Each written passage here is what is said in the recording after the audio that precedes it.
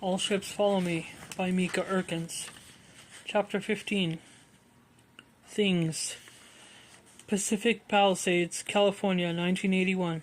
My father tumbles in from the cold, his hair blown every which way. He is carrying a fractured lamp. "Look at this! This is a perfectly good lamp! Someone's just throwing it away," he states incredulously, ignoring my mother's objections as he begins to apply silver duct tape over the fissures in the lamp's bright orange base. "I don't want that broken lamp in here," my mother complains, and we all watch the word land like the flaming paper bag on my father's doorstep. "Broken?" Of course he steps on it. The word is too loaded for him to accept. "It's not broken," he spits a word at her. "It is a small crack. It's not broken. This lamp still works. You guys think everything is broken if it has a little crack. Admitting that something is broken is an indefensible resignation to his mind. Indeed, there isn't much that cannot be repaired with duct tape, in my father's estimation, and he routinely rescues the most tattered items from curbsides all over town to render them whole again. He is egalitarian and unbiased in his approach. When the leg breaks off the 18th century carved wedding chest, it too is wrapped back into place with duct tape. Our garage is packed floor to ceiling with things like boxes he hasn't looked at for decades, things like a massive inoperable rusted iron drill press from the 1940s, things like cracked lawn chairs and carpet remnants from other people's houses, and gray institutional metal desks, missing drawers, and non-functioning coffee makers. "Look at that, you see? Perfectly good," my father says, regarding his duct tape resurrection of the lamp. "Perfectly good" is one of my father's most used phrases. The lamp goes into his nightstand right beside another duct tape lamp. It stays there for the next 20 years. It's never turned on. It's just one example of how my siblings and I learned in my myriad unspoken ways growing up that were perpetually balanced on the precipice of loss, and to hold on white-knuckled to every object that crosses our path. We learn to transfer our fears into the things we see and hold, because there is so much we have no control over losing. Despite my best efforts, despite growing up surrounded by wealth, the anxiety creeps into my own behavior. I don't seem to be able to discern what's normal or neurotic. As I age, I see more and more schisms erupting each day. With irritation and surprise, I recognize my father and me when I start to recycle my dental floss, rinsing it and setting it next to my toothbrush for a second use. But I also cannot stop doing it without being able to be aware of it. I seem to have appropriated the poverty mentality my sister, a psychologist, describes us as having. At Christmas in our family, we all unwrap our gifts carefully so that we don't rip the paper, and we fold it up again to use it again, winding the ribbons around saved paper towel rolls, something there is another person's name across are on the packages we open. The paper passed down from a prior year. I never questioned this practice until later in life. I thought it was what everybody did. It is so ingrained in me that it is still always a slight shock to watch somebody open a gift I've given them by tearing into it and throwing the paper aside or stuffing it to a garbage bag. When I buy a jar of expensive face cream on sale, I always start to use smaller and smaller dabs as it begins to dwindle, unable to let it go. I save the last little bit at the bottom of the jar in my medicine chest for a special occasion that never comes, until it dries out and becomes unusable. When I move out of my apartment, I reluctantly discard a whole graveyard of cream jars and shampoo bottles under my sink, each with a centimeter of product left in the bottom. My sense of loss is significant. My whole life, my mother has an almost fetishistic interest in small, insignificant gifts, trinkets, and baubles. Better still, on found items, stones, feathers, pennies, and earring. Large gifts don't have the same effect on her. A new car, a fancy dress, or a new piece of furniture won't hold her interest for long, but a chipped egg cup or a tarnished teaspoon will have her cooing. I grew up learning this feeling, though I can't quite put a name on it. It's almost as though the tinier the item, the more honored I feel that it has been bestowed on me. I learned that there is a romantic in reenacting lack. I learned that there is a romance in reenacting lack. As adults, my siblings and I each receive 4 pieces of fine silverware from a set that has been divvied up. I asked my mother what we should do with the silverware that cannot be used formally for more than one person, why she chose to do this. It's pretty, she says, though she can't imagine why we would think it strange that she would break up a set and render it useless as a table setting. I just like to take the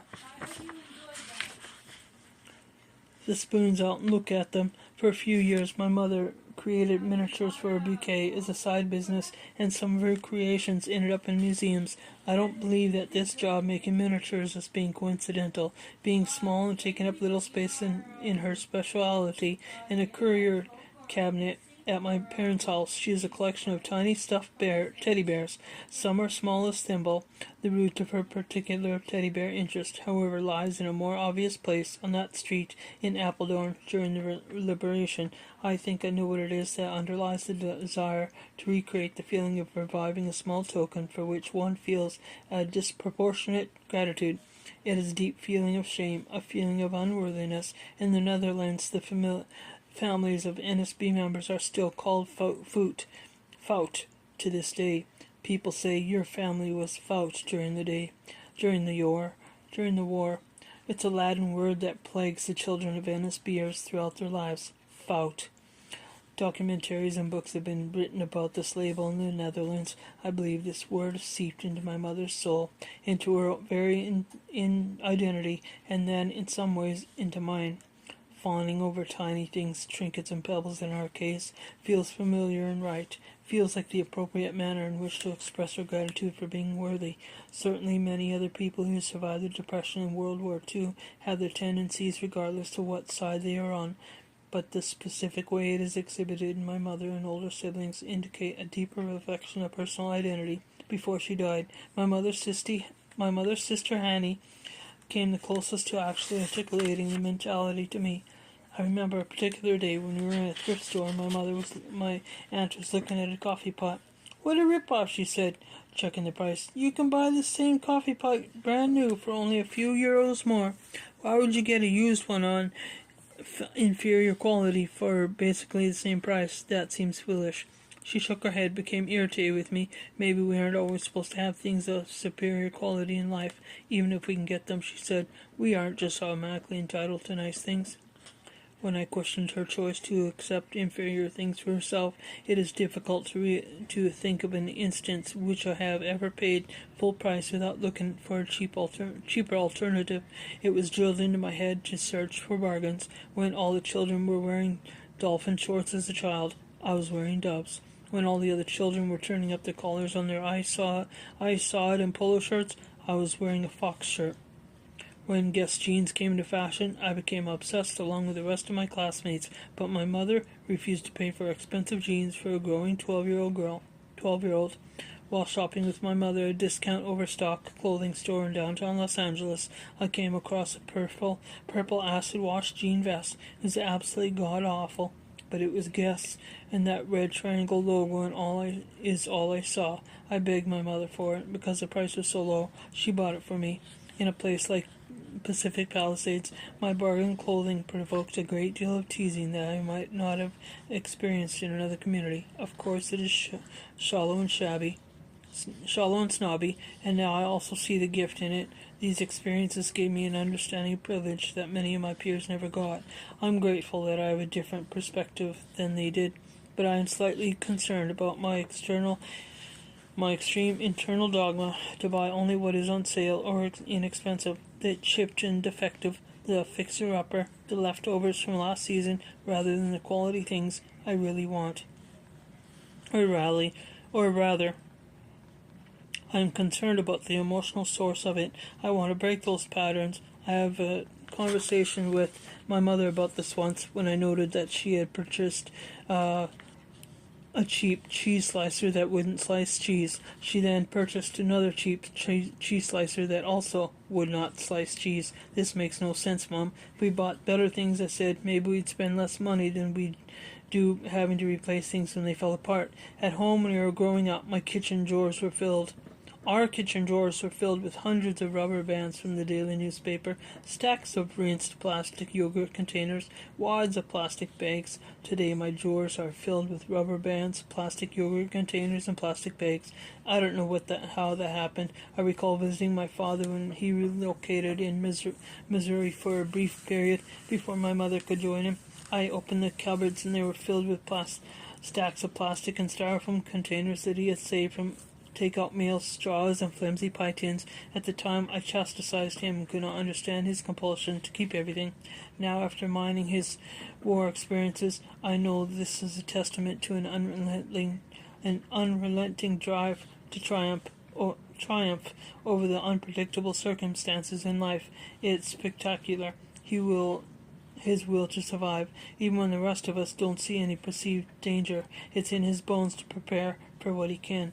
When I encounter his hoarding tendencies now, accompanied by his insistence that everything could be useful someday, my exasperation is tempered by a realization that this is precisely what got him through a war that killed his friends. With thousands of miles between us and the liberty of reflection gained by being removed from the day-to-day frustrations of living with a mess, I have gratitude for that quality. Now I think that the camp syndrome doesn't need to be an apology or an excuse for his behavior.